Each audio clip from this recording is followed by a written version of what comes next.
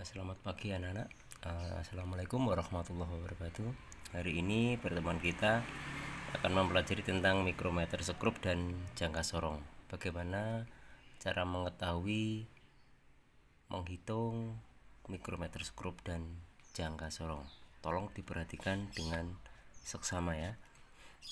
Yang pertama di sini adalah untuk bagaimana cara menghitung mikrometer skrup.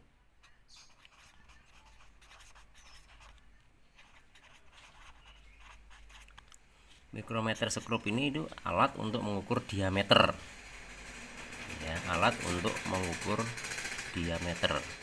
Contohnya diameter pada misalnya uang logam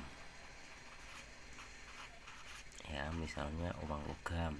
Kemudian ketebalan buku ya, 1 lembar.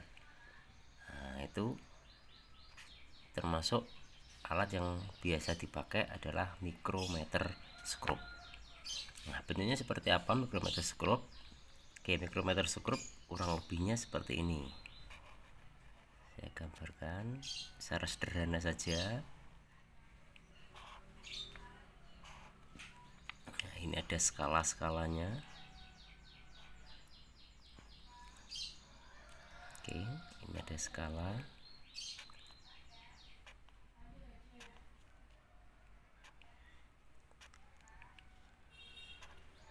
Oke, misalnya ini skalanya dimulai dari 0. Ini ada angka 1, angka 2, angka 3. Ini berarti angka 3. Mungkin di sini tak mulai dari nolnya di sini. Berarti 1, 2, 3, 4, 5. Oh, berarti ini 5. Pertanyaannya, bagaimana cara membacanya?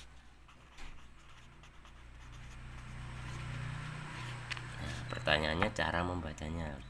Cara membacanya kita perhatikan skala yang ada di bagian sini, skala yang di sini ya, ini dikatakan sebagai skala utama. Kemudian skala yang di sini, ini adalah sebagai skala nonius. Ya, skala nonius. Nah, terus bagaimana cara membacanya? Cara membacanya dimulai dari skala utama. Ya, cara membacanya yaitu SU. SU itu skala utama. Kita lihat di sini skalanya dari 0, ada angka skala 1, ada skala 2, ada skala 3. Maka di sini kita tulis, oh skalanya berarti di sini adalah 3,0. Dan tidak ada skala yang lain. Selanjutnya kita tentukan skala nonius. Skala noniusnya berarti di sini. Nah, untuk mencarinya, cari skala yang sejajar dengan skala utama ini. Skala nonius yang sejajar dengan skala utama. Oh, ini di skala ini. Nah, skala ini karena ini sejajar dengan skala utama. Mulai dari mana? Dari 0 hitungannya 0, 1, 2, 3. Oh kok 3? Ya, kita berarti nulisnya adalah 0,03. Kemudian kita jumlahkan. Nah, ini 3 turun 0, 3. Oh berarti cara membacanya adalah jadi nilainya ya, berarti adalah 3,03 mm. Maaf, centimeter kan begitu. Kalau kita ubah ke mili kan lebih banyak lagi nolnya. Kemudian bagaimana harus contoh yang lain? Sama misalnya ini. Saya buat contoh yang lain. Misalnya tuh,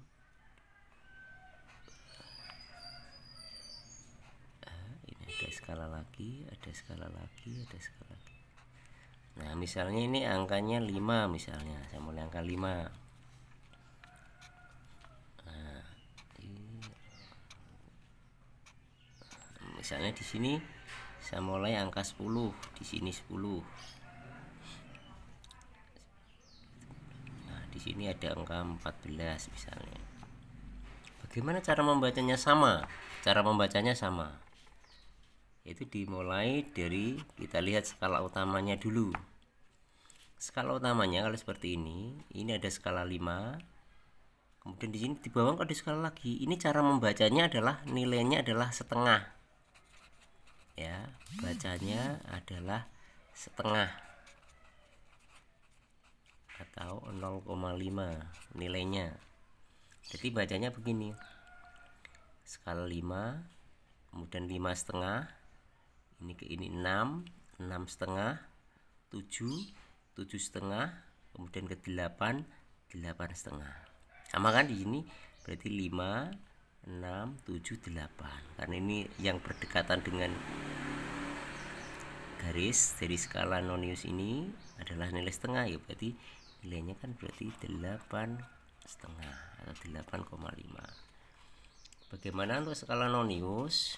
Sama, di sini ada angka 10, kita carikan nilai yang sejajar skalanya 10, 11, 12. 12 adalah skala yang sejajar, berarti sama dengan 0,12.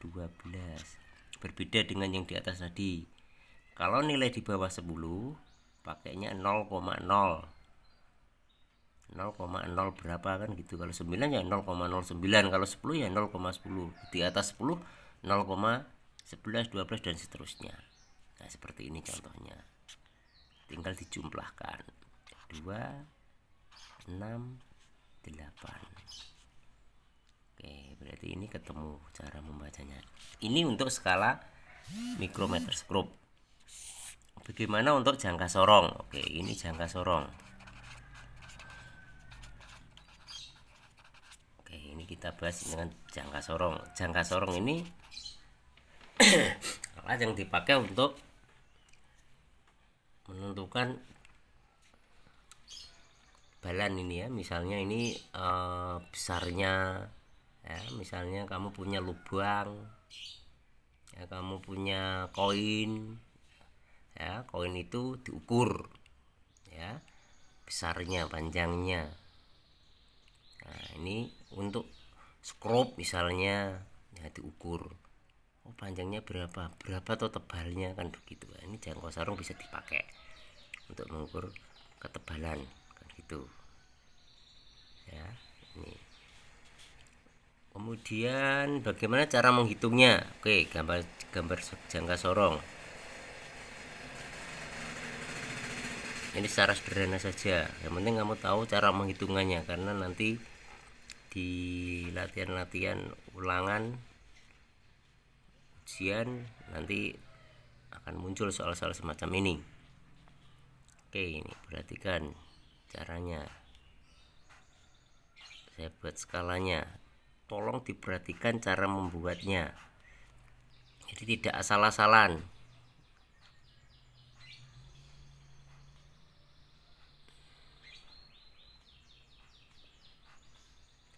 Oke. Misalnya ini angka 2. Ya, ada 2, terus skala ke-1, ke-2, ke-3, ke-4, ke-5, ke-6, ke-7, ke-8 misalnya 9, ke-10 ya, 1, 2, 3, 4, 5, 6, 7, 8, 9, 10. Berarti ini yang ketiga. Oke, bagaimana cara menghitungnya? Bagaimana cara membacanya? Ya, cara membaca sama dengan yang mikrometer skrup. Kita tentukan skala utamanya dulu. Skala utama adalah skala yang di atas ini ya, ini adalah skala utama. Oke, yang di bawah, skala yang di bawah ini ya, ini yang di bawah ini dikatakan sebagai skala nonius. Sama, skala nonius. Nah, cara membacanya adalah diperhatikan, diingat-ingat. Harus tahu skala utamanya terlebih dahulu. Bagaimana cara menentukan skala utama? skala utama, yang penting kamu memperhatikan skala yang berhimpitan dengan skala angka 0 di skala nonius. Angka 0 kan ini skalanya nonius. Yang berhimpitan adalah skala yang di sini. Oke, dilihat, hitung ke belakang. Oh, di sini ada angka 2. Nah, berarti di sini kita tulis saja 2, nah 2, terus 2, berapa yang berhimpitan dengan angka 0? Oh, ada 2 skala lagi, 1, 2. Berarti ada 2,2. Terus setelah itu kita tentukan skala nonius. Skala nonius kamu menentukannya, kamu lihat skala nonius adalah skala yang segaris dengan skala utama. Kamu cari, ya, diamati skala yang garis yang mana. Mulai dari sini 0, 1, 2, 3, 4, 5. Oh, angka 5, skala kelima ternyata segaris. Ini lurus garis. Ya, berarti di sini skala utamanya noniusnya adalah 0,05. Tanpa harus dikasih angka pun kamu harus bisa menghitung, ya. Nah, ini kebetulan tidak saya kasih angka. Misalnya kalau tak kasih angka ya bisa saja kan begitu. 1, dan angka 0, 1, 2, 3, 4, 5. Oh, berarti angka kelima ini menunjukkan skala noniusnya, tinggal dijumlah 5, 2, 2. Oh, berarti nilainya adalah 2,25. Ini contoh yang pertama. Contoh yang kedua,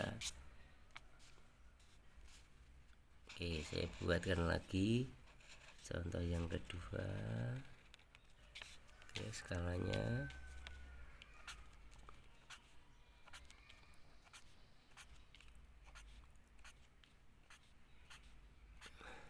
misalnya di sini saya ambil contoh, misalnya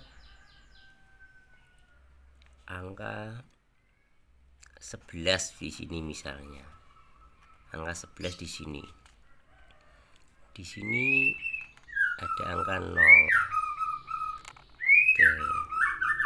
Oke, ini ada skala 1, 2, 3, 4, 5, 6, 7, 8, 9, 10. Oke.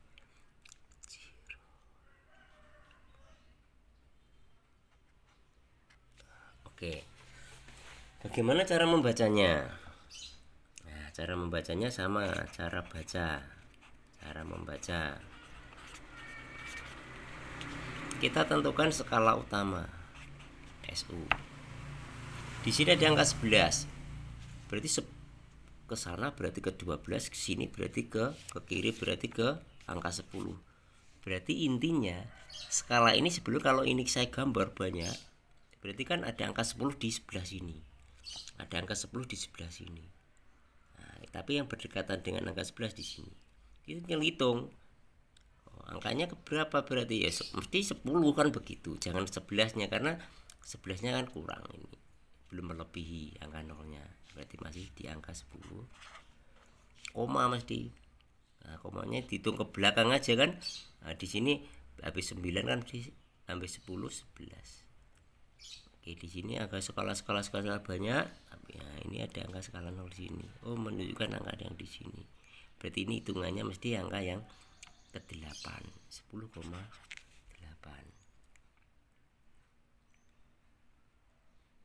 Ya, ini ya.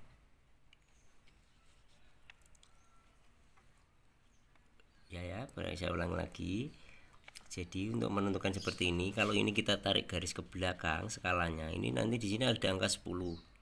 Nah, tapi karena terlalu panjang, maka ini saya impitkan di sini. Saya ambil nilai 11. Kita tarik mundur ke belakang saja. 1, ya. Setelah itu ya, skala 11, 10 ya. Ini angka 11, ini angka skala ke 10 dari angka 10. Ini angka 9, oh maaf 9 bukan 8, maaf 9, 10,9. Setelah itu kita tentukan skala nonius. Cari skala nonius yang segaris tadi. Ini ada angka 5 belum segaris. 6 belum, 7 belum, 8 belum, 9 belum, 10. Oh 10 berarti sudah segaris dengan skala utama ya, berarti 0,10 kan begitu. Ditambah berarti 0, 9 tambah 1 10, nyimpan 1 ya kan, ditambahin jadi 11. Oh berarti ketemunya di sini adalah 11 cm kan gitu. Ini pakai cm ya.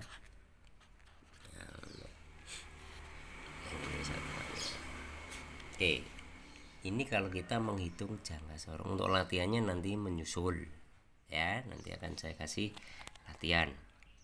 Oke, sekarang saya lanjutkan untuk bagaimana cara mengetahui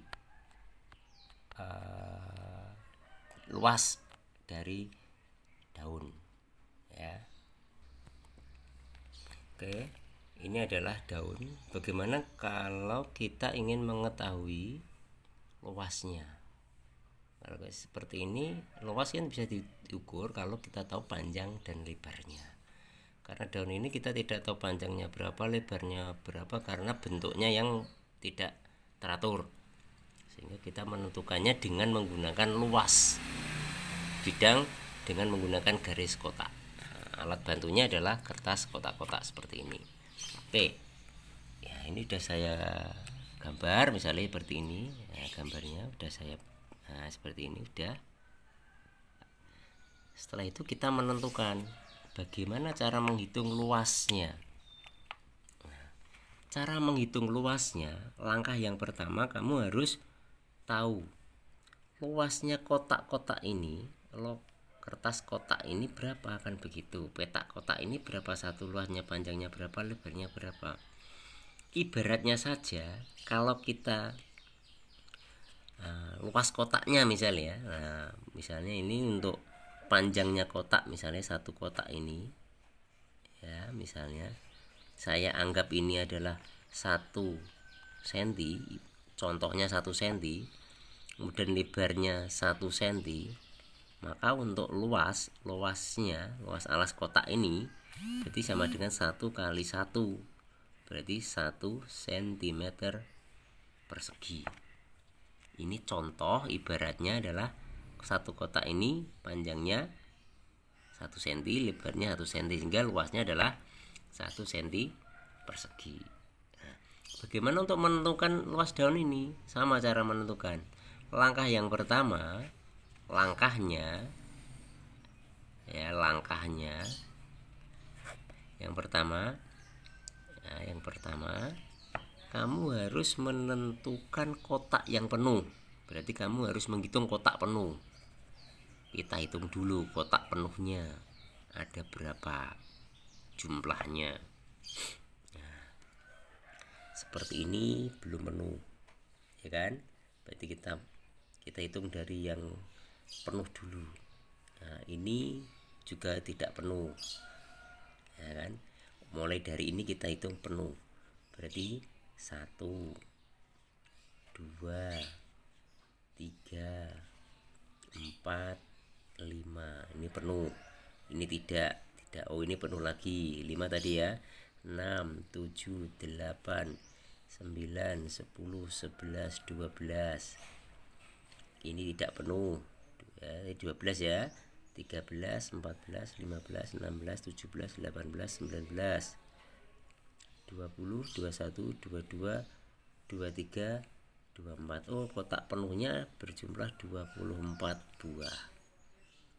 Setelah itu kita menentukan yang kotak tidak penuh. Kotak tidak penuh, berarti sisanya kan kita hitung, berarti ini dianggap sampai sini aja. Hitung berarti 1 membedakan, 2, 3 ya, 4, 5, 6, 7, 8, 9, 10, 11, 12, 13, 14, 15, 16. Oh ada 16 kotak yang tidak penuh, kan begitu. kotak yang tidak penuh ini nanti ya, ini kita bagi 2, sama dengan 8. Berarti cara penjumlahannya, cara membacanya atau menghitungnya, berarti kotak penuhnya tadi 24, terus ditambah dengan kotak yang tidak penuh tadi kan 16, tapi supaya bisa dijadikan penuh ini kita harus bagi 2 menjadi 8. Berarti cara membacanya 24 ditambah 8. Jadi 24 tambah 8 berapa? 32, ya kan?